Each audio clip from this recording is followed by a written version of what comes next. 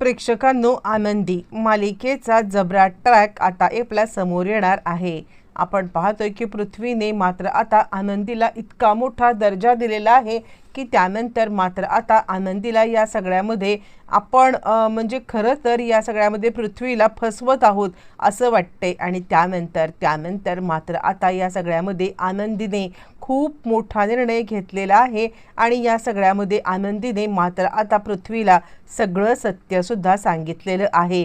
बरं, हे सत्य सांगितल्यावरती पृथ्वीने मात्र आता आधी थोडंसं नाटक केलंय आनंदीला घाबरवायला आणि त्यानंतर मात्र आता आनंदी आणि युगंधर यांना एकत्र आणण्यासाठी जो काही आता इकडे पृथ्वी आणि मिताली या दोघांनी मात्र आता निर्णय घेतलाय आणि त्यानंतर मात्र युगंधर आणि आनंदी नवरा बायकोच्या नात्याने एकत्र येत आनंदीची रवानगी युगंधरच्या रूममध्ये झालेली आहे। पृथ्वी आणि मिताली यांनी हे नातं एक्सेप्ट केलंय, नुसतं एक्सेप्ट नाही केलं तर त्या नात्याला नवीन एक नाव द्यायचं ठरवलेलं आहे। इथूनच आनंदी आणि युगंधर यांची लव्ह स्टोरी सुरू झाली। काय घडलंय, कसं घडलंय, सविस्तरपणे पाहू।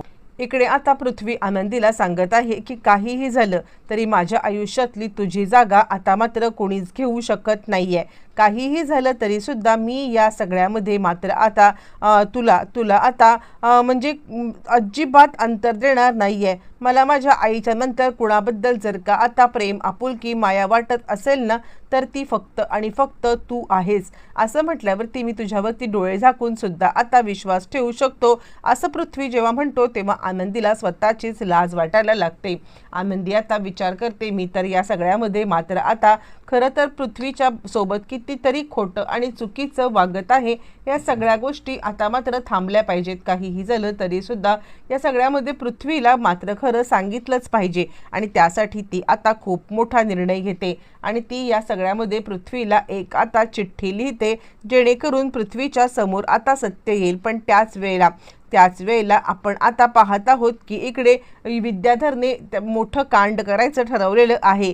विद्याधर मात्र आता आनंदीला सांगतोय काल जो माझा काही तमाशा तुम्ही केलायत ना, या तमाशाचं तुम्हाला आता असं उत्तर मिळणार आहे ना की आता तुमचं नातं एकदम विचित्र पद्धतीने मात्र आता त्याच्या समोर येणार आहे। असं म्हटल्यावर ती मात्र आनंदी विचार करते नाही, हा विद्याधर काहीतरी चुकीचं करण्याच्या आधीच मला या सगळ्यामध्ये मात्र आता पृथ्वीपर्यंत सत्य पोहोचवायला पाहिजे आणि त्यासाठी काहीही करायला लागलं तरी सुद्धा बेहत्तर असा विचार करत आता आनंदी मात्र इकडे आपल्यात आरतीताईला बोलवते। आरतीताईला बोलवल्यावरती ती आता सांगायला लागते, आरतीताई तू माझं एक काम कर, तू या सगळ्यामध्ये मात्र आता छोट्या मालक साहेबांना एक चिठ्ठी लिही आणि ती चिठ्ठी लिहिते, पृथ्वी तू माझ्यावरती इतका विश्वास ठेवलेला आहेस की या सगळ्यामध्ये मला आता तुझ्यापर्यंत काहीही खोटं लपवणं हे आता शक्य होणार नाहीये आणि म्हणूनच काहीही झालं तरी सुद्धा मी तुला सत्य आता जे काही सांगणार आहे त्या सत्यामुळे तू आता कोणता जो काही निर्णय घेशील ना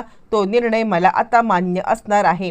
म्हणजे या सगळ्यामध्ये काहीही झालं तरी खोटं बोलण्यापेक्षा खरं बोलून तुझा राग, रुसवा, फुगवा जो काही आहे तो आता काढण्याचा मी नक्की प्रयत्न करेन। पण एकदा कोणत्याही गोष्टीचा विचार करण्याआधी माझी पूर्ण बाजू तू आता ऐकून घेशील असं मी आशा करते। असं म्हणत मात्र आता आरती म्हणायला लागते, अगं ताई काय करतेस, हे जर का छोट्या मालक साहेबांना समजलं आणि उगाचच गोंधळ झाला तर अगं आत्ता कुठे तुमचं म्हणजे युगंधर साहेब आणि इकडे आता युगंधर साहेब आणि त्याचबरोबर पृथ्वी सरांचं नातं आता फुलत चालले आणि असं करून तू आता परत हे सगळं सांगितलंस तर त्यांच्या नात्यामध्ये दुरावा तर नाही ना येणार।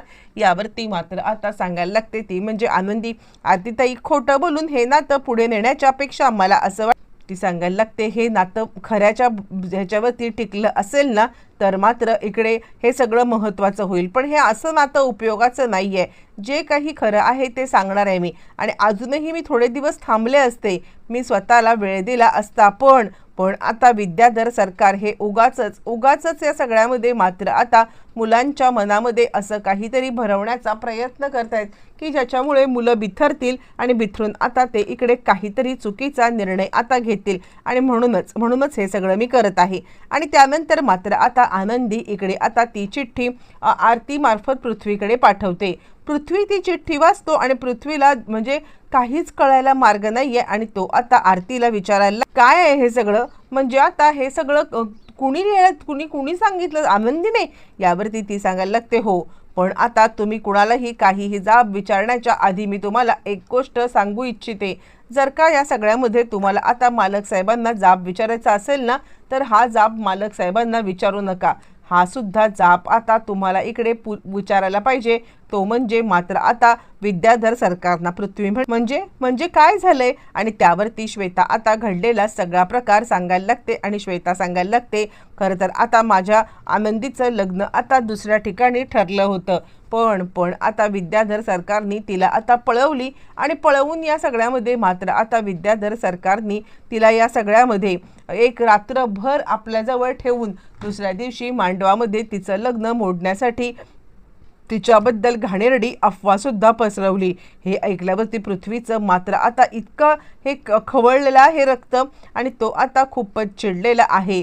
पृथ्वीला या सगळ्यामध्ये मात्र आता कळतच नाहीये की हा माणूस इतका नीच कसा काय असू शकतो. आणि त्यावरती मात्र आता इकडे सांगायला लागते ती म्हणजे स्वतः इकडे आरती, की म्हणूनच मालक साहेबांनी मात्र आता म्हणजे आमच्या आबांची अब्रू वाचवण्यासाठी आनंदीच्या सोबत लग्न केलेलं आहे असं म्हटल्यावरती मात्र लगेचच इकडे हे सगळं झाल्यावरती पृथ्वी आता सगळेजण ज्या वेळेला डायनिंग टेबलवरती बसलेले आहेत त्यावेळेला तिकडे आलेला आहे आणि सगळेच जण घाबरलेत. आरती आणि आनंदी या दोघी जणी पण तिथेच आहेत. आणि आता आरती इकडे सांगायला लागते, ताई मी तुला म्हणत होते की तू आता हे सगळं देऊ नकोस, पण तरी सुद्धा तू आता त्यांच्याजवळ हे सगळं दिलेलं आहेस ना, आणि त्यामुळे मला असं वाटते की या सगळ्यामध्ये मात्र आता मालक साहेब खूपच चिडलेले आहेत. आणि त्यावरती आनंदी सांगायला लागते, आरतीताई चिडू दे, सत्याचा उलगडा होऊन त्यांना जी काही मला शिक्षा द्यायची आहे ती शिक्षा देऊ दे असं म्हटल्यावरती मात्र आता पृथ्वी आलाय आणि तो सांगतो,